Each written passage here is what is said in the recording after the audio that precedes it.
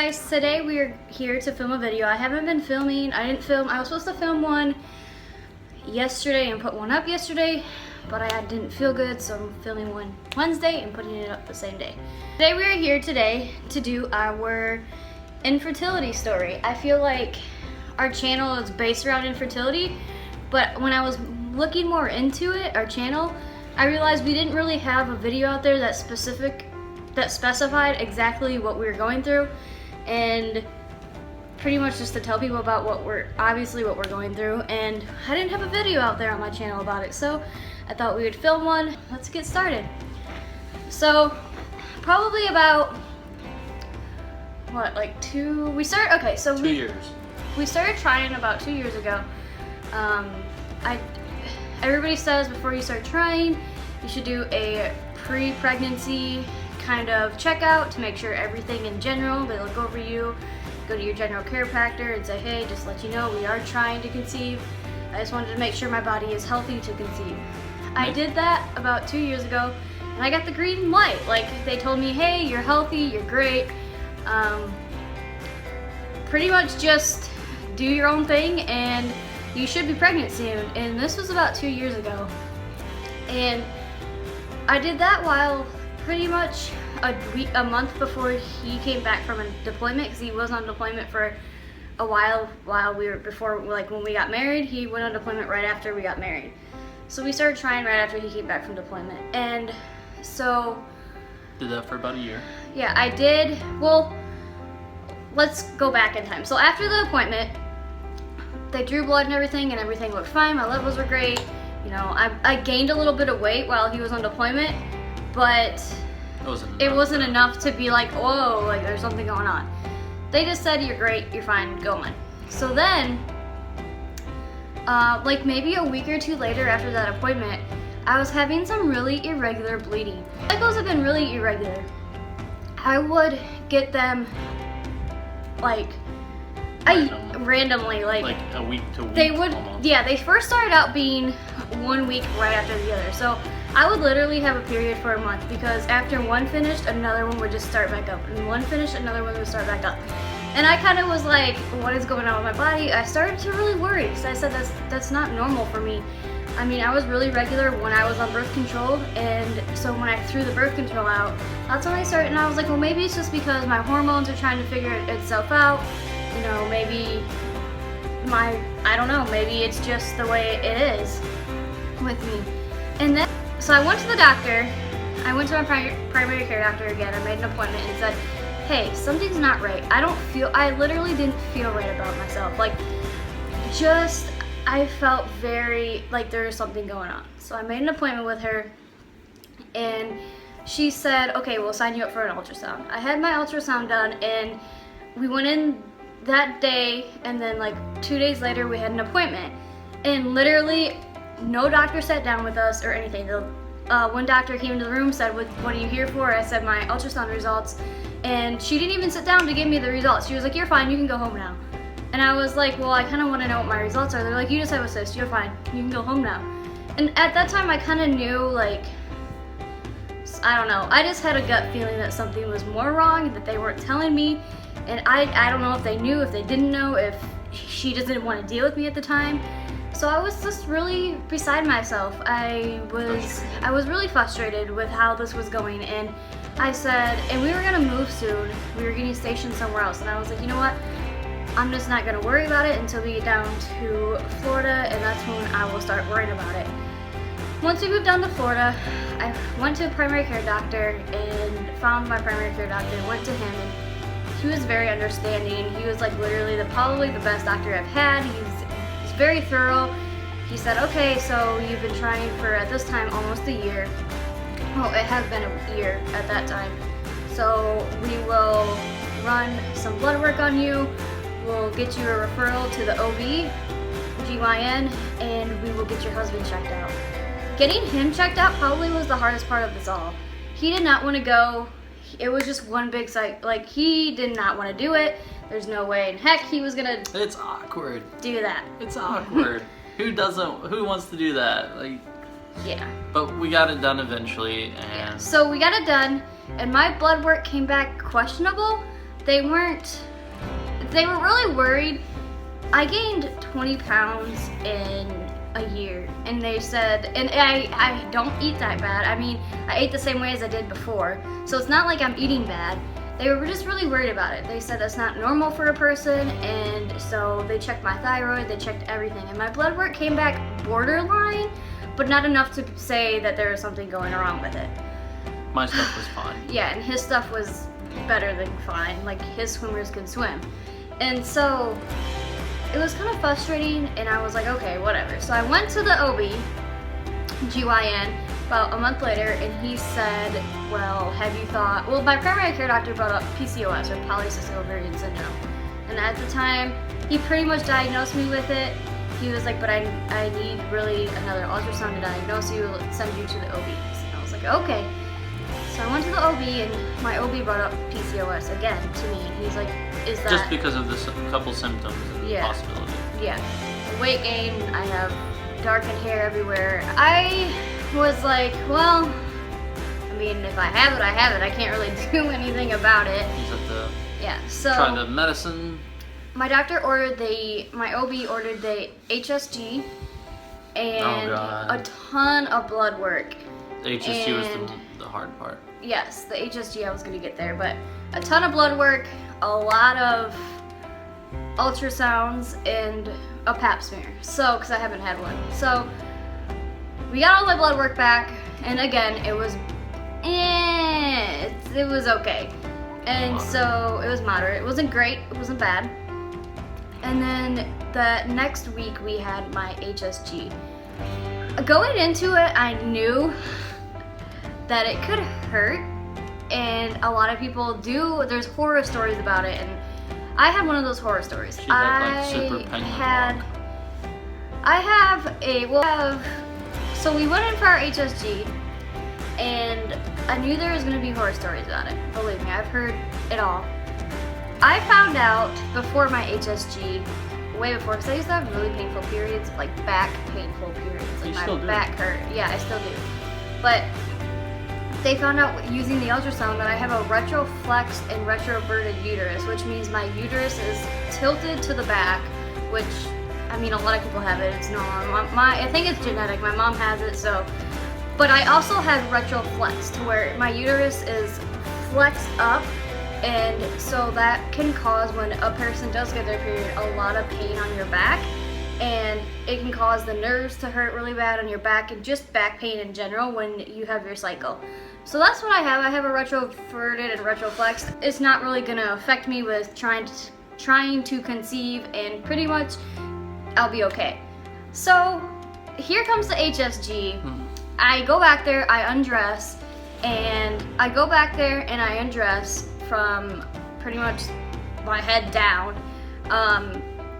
They had like 5 other people in there. They had a teaching personnel, a teaching doctor, whatever, resident, there we go, a resident. And then I had my regular doctor, I had 2 nurses, I had an ultrasound tech. So I had 5 people in the room, all looking at the same thing. So they had the resident teacher, they had the teaching student to pretty much do anything. I think I pretty much took that she was almost done with school and she knew how to do stuff. I'm not blaming her, I'm blaming my body for this, but they went to what they had to do the HSG, they had to clamp your cervix to get the catheter in right. My cervix does not want to be clamped, I can tell you that. So when they went to go clamp my cervix, it kept slipping away, which would cause it to contract and to pretty much pull away from the little speculum or the clamp that they were using. So that hurt. I just felt, people say intense period cramps, but that was not an intense period cramp. That felt literally like I was probably having a contraction. Like, it hurt so bad.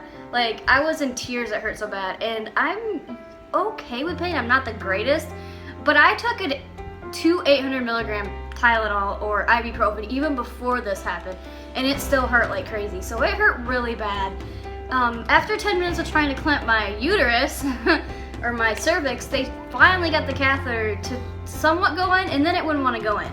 So they had to pretty much jam the catheter in, and this is all a teaching student doing it. And then my doctor decided to take over once he realized the procedure wasn't going as he planned. So after they did that, they filled up my uterus. My tubes look great after all that painful. The recovery from that was rough for me. A lot of people bounced back that same day. Me, I literally was bleeding for about a week. I was having some heavy bleeding.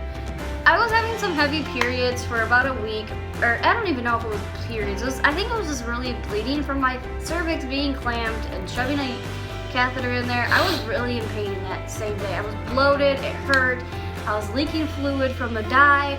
It was not a great procedure, and I hope I never have to get that done again because it was not great for me. So after everything figured it out, I have great tubes. Yay. Yay. My uterus looks great. Yay. Now we're back to the fact of we still can't conceive, and we don't know why. So then they did the ultrasound, and it looked like I do have PCOS. I have PCOS, and they pretty much just change your lifestyle and see if that helps.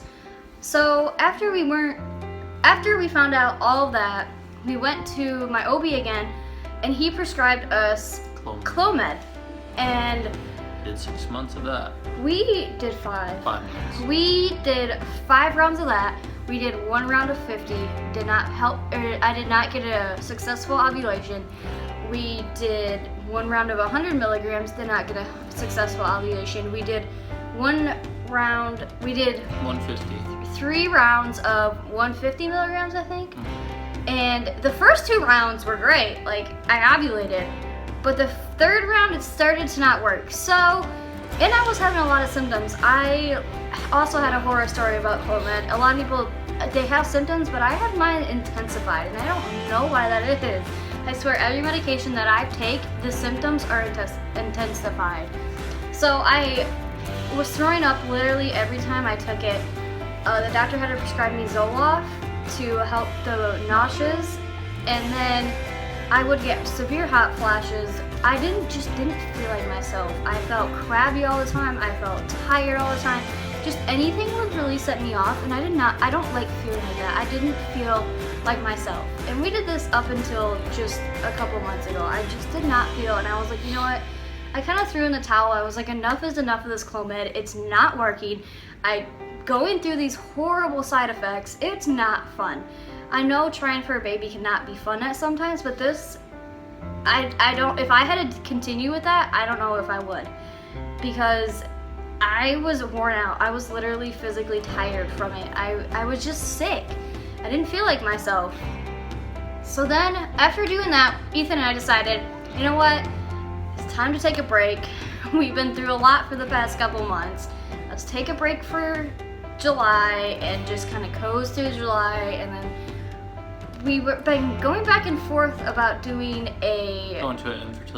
to an infertility specialist, or just doing a round of Femera with my OB. We were going back and forth with it a lot. I felt like I wasn't ready to go to a fertility specialist. I felt like I'm young. I shouldn't be going through these problems. And that was one of the things that I kept saying to my doctors is like, I am so young. I was really healthy up until this. I was a healthy weight. I did things. I was actually like walked around, and I was healthy before this, and I don't understand why. And I ate somewhat healthy too. And so it's like I didn't understand why this was going on with me. And so I was kind of in denial, didn't want to go to a fertility specialist, didn't know what to do about it. So I was like, you know what, maybe we should sleep on it and whatever. So then I heard on the radio, we were driving and call this God, I don't know. I heard on the radio that the fertility specialist that we wanted to go to, was looking into, is doing a fertility seminar. And I was like, oh. An IVF giveaway. We didn't win the giveaway, but it was pretty much a fertility seminar explaining how IVF works and how to increase your chances and all this stuff. Of course, we didn't want to jump right into IVF because if there's other things and expensive, and we can't really afford that right now. So we're just trying to do our best, and TRICARE doesn't really cover it, so that's it. So anyways, we finally went to the fertility specialist. We kind of talked with him for about 5 minutes and explained to the fertility specialist what the heck was going on. And he said, well, yeah, you should be coming here. He pretty much gave me the okay to go, pretty much, even though I didn't really need it, but he was like, you need to come here and we need to get you started on treatment right away, that this is really what you want. And he's like, doing 5 rounds of Clomid pretty much blind, without any, because before on those Clomeds, I only I never had one ultrasound. I literally only had blood work done on cycle day like 21, but I had longer cycles when I was on Clomed too. So it was like, they might have just missed ovulation, I wasn't sure. So the fertility doctor was like, come here, figure it out, we will figure it out, we'll get you pregnant. So now we're pretty much in real time right now. We went to our fertility specialist appointment a couple weeks, like a month ago. We went to our first one, and they took extensive detail about my family, about his family. They ran a ton of blood work again, $6,000 worth of blood work to be exact, but thank God our insurance covers it. Ton of blood work. I don't have any genetic carriers that they tested for, which is amazing. So everything was great. My blood work, my sugar levels or glucose levels, I did a 2-hour glucose test, and they were borderline not great. I think the failing range is a 97, and I had like a 95. So and that was fasting. So I had 2 points away from failing my glucose, which is really nerve-wracking to me, because that's pretty much means that's not good. So, but the fertility doctor looked at it and was like, you know, just probably eat healthier, just less sugar, and you be great. So then we started talking about next course of action. Next course of action. And then we went in for ultrasound, and we checked on we decided we were going to do Femera with, if I needed it, FSH boosting shots and the trigger shot. But they wanted to check on her cysts before to make sure that they're not too big to go through with doing them. Because from what I got, if a person has cysts on their ovaries, if they're big enough, they will influence the estrogen levels, and they will influence, pretty much they will cancel out literally everything that they have done up to this point. Like if they give me Femera, my cyst will just cancel it out because my cyst overpowers it. And so they wanted to make sure I didn't have any huge cyst. I went in on my cycle day 3, which is the 3rd day of my period, and after a crazy weekend. Yeah, and I found out that I do have a very large cyst on my right ovary, and I was kind of surprised because I wasn't having pain on that side. I don't know if I've just lived with my cysts my whole life that I don't feel the pain anymore. I've always had really bad cysts on my ovaries. I've had little cysts, obviously with PCOS. I have big cysts, so I wasn't surprised, but on the other hand, I was just really bummed, and we found this out a couple weeks ago. So they determined that we should... Yeah, so they told me that they were going to do blood work, right? They're doing blood work. Yeah, they're going to do blood work to check my estrogen. And I guess that came back kind of high, and they called me and were like, we're going to postpone your cycle until next month. We're sorry, just we're going to put you on birth control. Yeah, take the birth control and come Hopefully back it'll next reduce month. the size of the cysts, and then also increase her fertility levels when she gets off of her. So right now we are waiting for my period to happen. I mean, I have 2 more weeks of this birth control, thank God, because I'm getting literally every side effect again. I don't do well with birth control pills. I was on the NuvaRing for the longest time and loved it, but they gave me birth control pills because I guess it's easier for them to track. I don't know. And I don't like it. I don't like feeling like this. I'm at the point towards like, I don't feel good. I stayed home from school literally all week. I haven't went to school all week because I just haven't felt good. And I hate not feeling great. Like I just don't feel like myself. And I'm kind of depressed. But the thing is I also have depression and PTSD and anxiety, but that's a whole different thing. And I can't do anything about it. If I go, they pretty much gave me an ultimatum. If I go on depression medicine, I have to go to a high-risk fertility clinic person, and I don't want to do that. And that's not great anyways, to go be on that stuff while you're trying to conceive. So I'm trying to help it naturally, go to counseling. But it's really depressing when you're going through this stuff and you don't know what's going on with your body. And especially if you are young, I can see if I was like what, 36 they say your fertility starts going down. I could see if I'm 36 and not have a kid. Okay, I understand. Your fertility declines. But I'm 21, going to be 22 in literally like 2 months. And it's stressful and depressing.